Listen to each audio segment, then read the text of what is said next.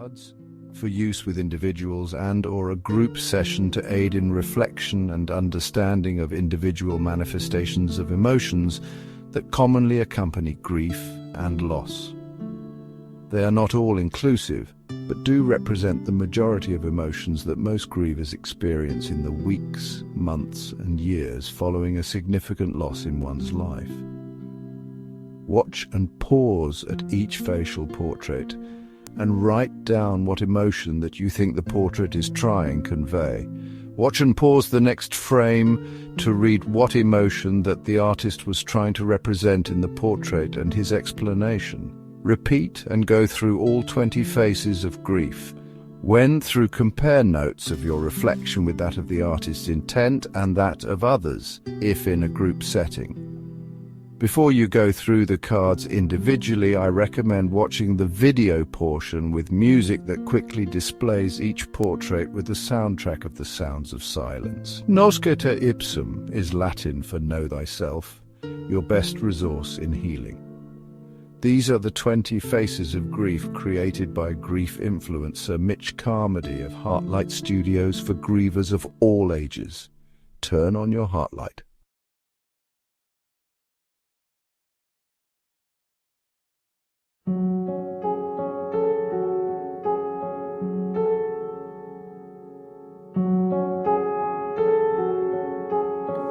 Hello, darkness, my old friend. I've come to talk with you again, because a vision softly creeping left its scenes while I was sleeping, and the vision that was planted in my brain still remains within the sound of silence.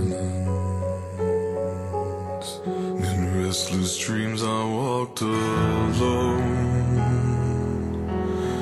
narrow streets of cobblestone,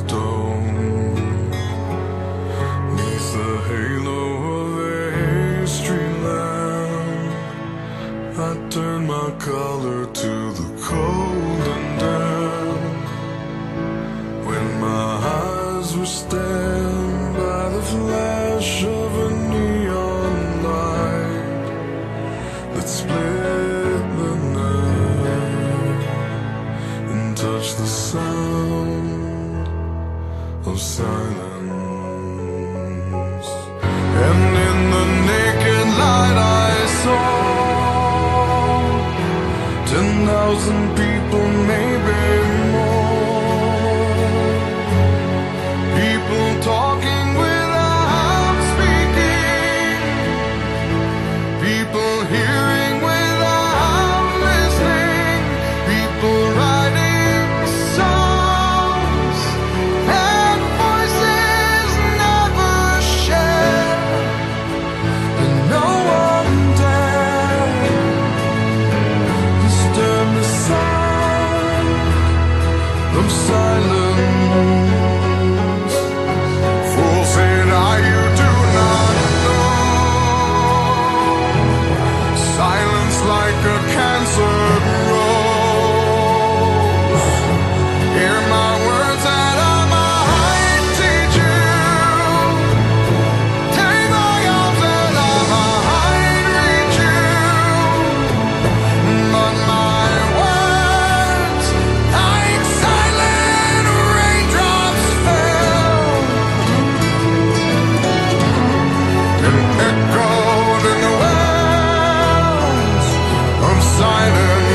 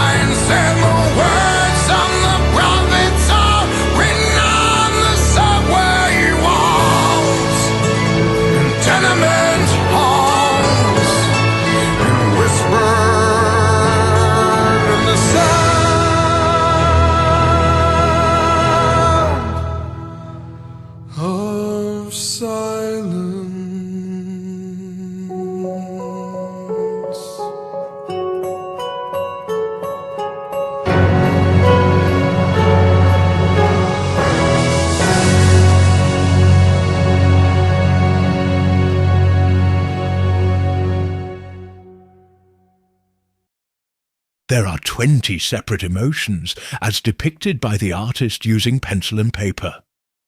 There is no right or wrong answer. You may use the same emotion for several faces. That is to be expected. This is not a test, it's a mirror. Please jot down your first impression. Just a quick reference or depiction of the emotion that it stirs in you or that comes to mind.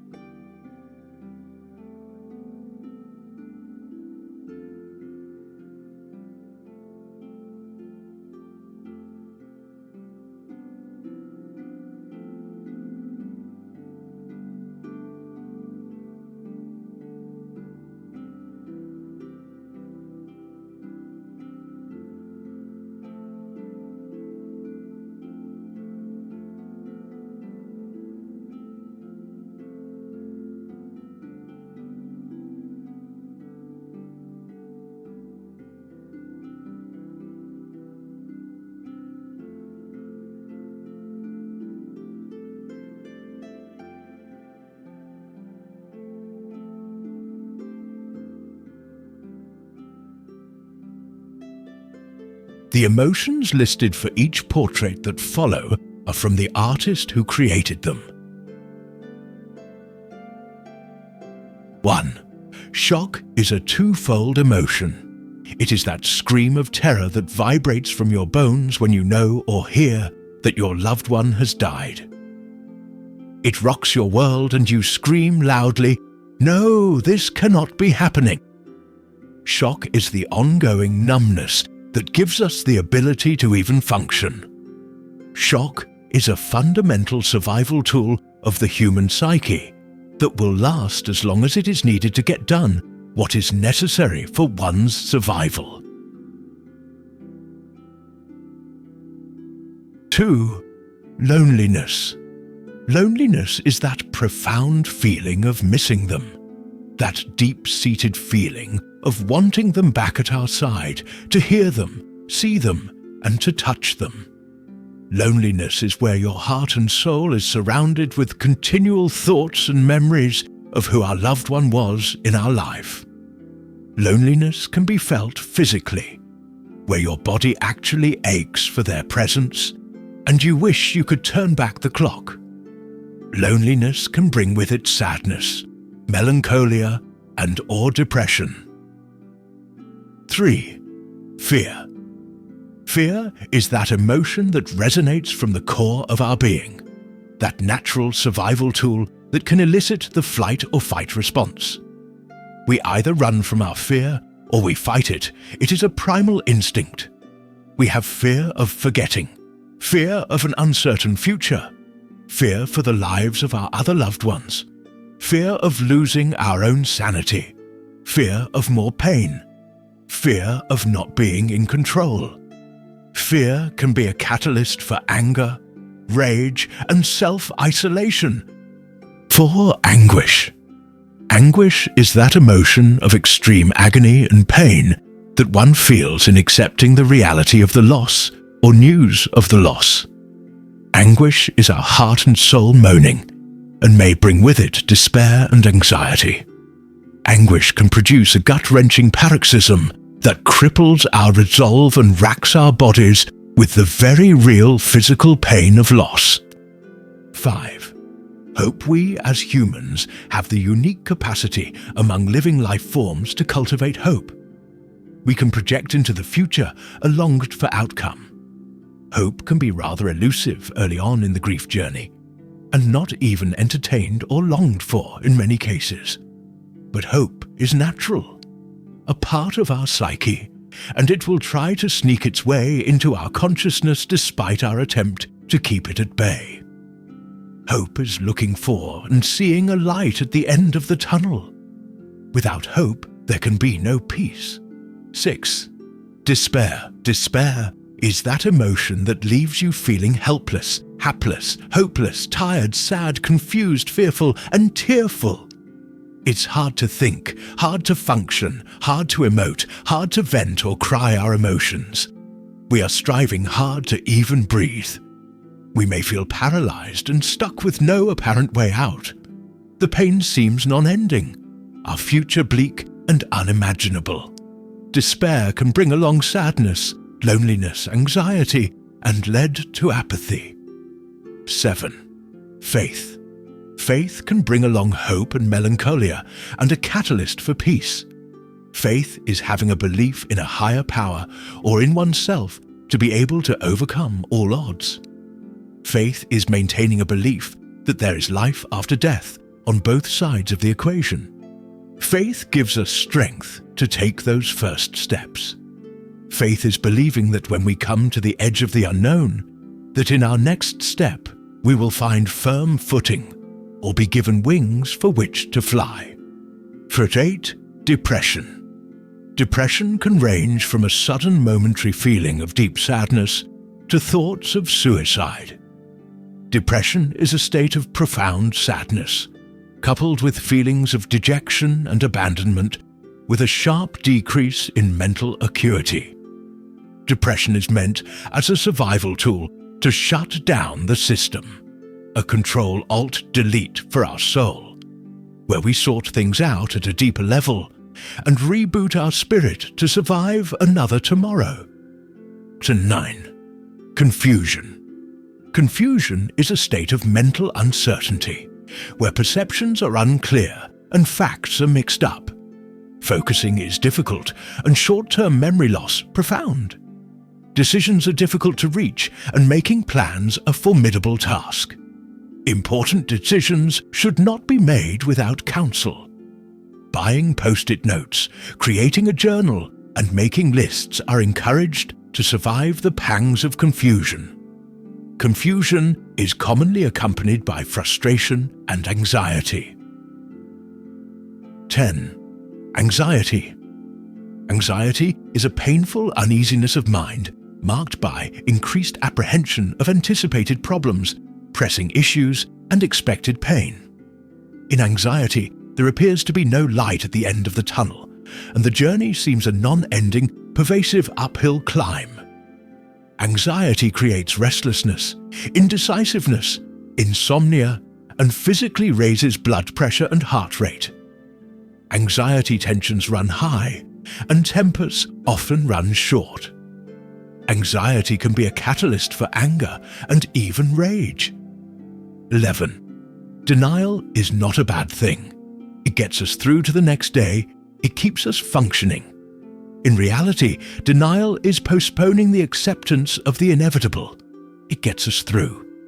Denial eclipses most other emotions and is meant as a survival tool, not a continuous use tool. We eventually have to walk full stride or suffer in silence forever.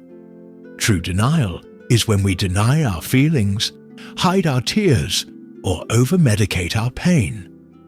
Denial is when we deny our laughter, our joy, and our destiny. 12. Self-isolation. We become reclusive and fearful and avoid interaction with people. We fear breaking down in public. We have no capacity for joy or companionship. We are intolerant of mundane and trivial priorities. We want to take our ball and go home. We don't want to hear trite, overused cliches. We want to be left alone. Unchecked can lead to agoraphobia, the intense fear of being in a helpless, embarrassing, or inescapable social situation. We may avoid public places altogether. Point 13. Guilt. Guilt is real, perceived, or imagined. This is where the shoulda, woulda, couldas bombard your being. Self-blame, ignorance, mistakes, poor choices, bad judgment. We beat ourselves up in our apparent failure to prevent the loss. We can feel guilt on many levels. Guilt for actually causing the death, to guilt for feeling relief. We can feel guilt for laughing, eating, playing, or feeling good again, or even loving again. Guilt can be a catalyst to depression. Point 14. Melancholia, sweet sorrow. We can wallow in our sorrow or deny it. Both are okay choices. It is our grief, and we need to process it and move through it. Melancholy is cathartic. It feels good to surround ourselves with thoughts of our loved ones, the good memories as well as the bad. Melancholia is active grieving, picking at the scab of our wound, feeling the pain, yet simultaneously feel the pleasure from remembering the wonderful moments with our beloved. 15. Rage is a deep-seated reactionary anger that erupts quickly with violent and explosive overtones. With murder or medical mistakes. Rage is a very real component of the bereavement process. Rage is the scream of injustice and incomprehensibility. Rage is extreme anger stemming from lack of control or the ability to protect our loved one. Although rage is a natural reaction and needs to be expressed, it can be deleterious to oneself and to others if not controlled. 16. Sadness is lamentations. Sadness is most often accompanied by tears, unbridled crying, whimpering, and moaning. Sadness is a pervasive element of the grief journey that can erupt at any moment. It is a continual integral part of mourning the loss of a loved one. Sadness comes and goes and usually brings tears, and often accompanied by her sister, emotions, despair, and loneliness. Sadness is letting it out, expressing it, lamenting and sharing your pain. 17. Frustration is a common element in the grieving process. When you realize you cannot fix things and make it better. Frustration results from not recognizing or acknowledging that life will never be the same, when there is no answer to why. Frustration is not getting done what you used to do. Frustration is not being able to feel better. Frustration is having no apparent choices. Frustration is not being able to see our loved one or hug them. Frustration is cognitive dissonance. 18. Anger can be a natural emotion with loss of any kind when things happen beyond our control. Anger produces endorphins and adrenaline that provides the needed energy for survival and pain reduction. Anger can be a motivator for action. Anger directed appropriately can be a positive agent for change. Anger unexpressed can be deleterious to oneself. but paradoxically expressed easily, it can be easily misdirected. 19. Apathy can be a very prevalent emotion in the early years of loss, when the total lack of emotion seems to surround your being. You become indifferent to world issues, other people's problems, or even struggles of your own. You could give a rip about the joys or celebrations of others. Life has lost all its zest, and moving forward seems a meaningless option. Apathy is when life loses all its color. Everything seems grey. Apathy can often be accompanied by his brother depression.